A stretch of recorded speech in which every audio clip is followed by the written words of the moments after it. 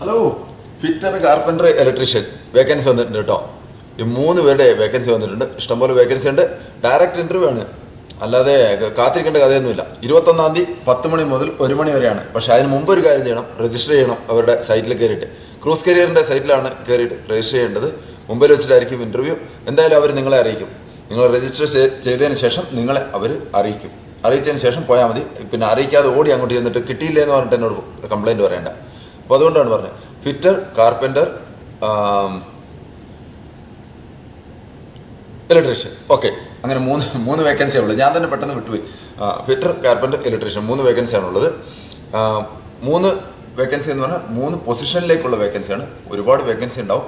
അപ്പോൾ എന്തൊക്കെയാണ് വേണ്ടത്? ഇംഗ്ലീഷ് 10ാം ക്ലാസ്, പിന്നെ 1 വർഷമെങ്കിലും ഇതിൻ്റെ എക്സ്പീരിയൻസ് ഉണ്ടാവണം. അപ്പോൾ അത്ര മാത്രം മതി.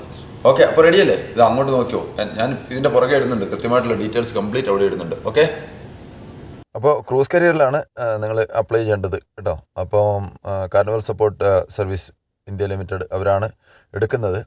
എന്തായാലും 1 രൂപ പോലും കൊടുക്കരുത്, പണം കൊടുക്കേണ്ടാത്ത ഒരു വേക്കൻസിയാണ്. അപ്പോൾ എല്ലാവരും ഇതിനു വേണ്ടി ട്രൈ ചെയ്യണം. ആരൊക്കെ എലിജിബിൾ ആയിട്ടുണ്ട് അവർക്കൊക്കെ അവരുടെ റിപ്ലൈ വരും.